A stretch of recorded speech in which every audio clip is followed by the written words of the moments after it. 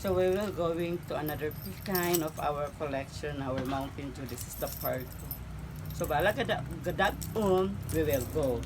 Okay.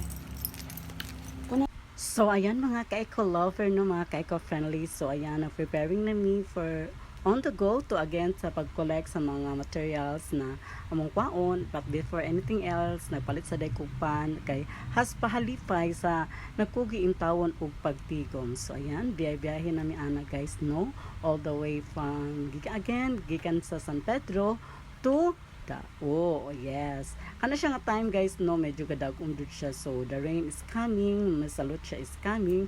So, go pa rin, no, kay ginuok ko, hinayak naman ta. So, ayan, na-blurred na jud siya, no, kay just because of the water, the airdrop, and the drop, ay basta kay water, oy, kay ginuok ko.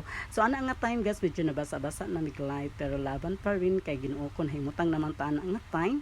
So, ayan, pasulod namin sa provincial sa Daon, no. So, ayan, no, muna siya ang kuan, kaganapan o ang mga kuan kahimtang sa kaulan. So mo po na siya tong during sa mass no, katong giingon nga na regional kuan diri na Mindanao Sports Fest. O yan, so naabot ako na nga times lang hideout sa ako ang friend of mine sa nagtigom. So nag-hike sa inyong Eco Queen. So ayan, gipangitan ako siya kung siya dapita. So ayan, so since nakita na ako siya guys no, so mo na lang hideout no sa mga prac, sa mga tigkinlo sa around the so ayan, so ayan na po nakita na dyan ako ang gingon nga gitigom no, with Mountain Dew na siya, at the same time na po tayo mga chichirya no. So thank you so much sa nagtigom no, shout out to my friend of mine, salamat kayo sa concern and of course atong environment. So ayan, thank you so much no, yan po ang akin friend of mine, Ginoo ko pwede na siya naulaw yung tao pagtigom, Ginoo balaw sa tapuhon.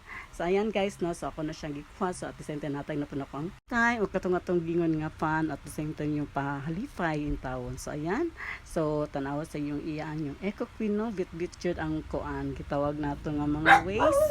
So ayan na po voice over yung intermission na. So ayan guys no, so ayan Ginoo ko daghan pa untag tao diha, pero again since we are aiming for our advocacy, so yan laban pa rin no, balag na laantag basurera at the same time nga tig-collect nga na pug tighinlo in taon anang environment ta. So since nakuha naman ang daway nami sa amo ang pamalakas ang motor no, kay pauli nami. So again wa pa jud ni undang si Mesalucha, si Lani. So wala na, laban pa rin, ulan pa jud Ginoo ko. So ayan, pauli nami ana no, and of course sa ako ang partner in crime no, sa pag-drive. Thank you so much. So ayan, Ginoo ko na nga basa nagmiglight wa namin nakasabot ana, basta kay nakabit-bit namin sa mong aiming char lang. So ayan, thank you so much pala no sa mga all the way dyan, sa mga ka-eco lovers, sa mga ka-eco friendly dyan no, sa pagsusubaybay. So ayan, abot namin sa among siya, bit-bit again ang pamalakasang gi-collect. So again, thank you so much for watching. This is your Neville RC, your Eco Queen from Guanas Diseños. I hope of unique and original creations. Bye!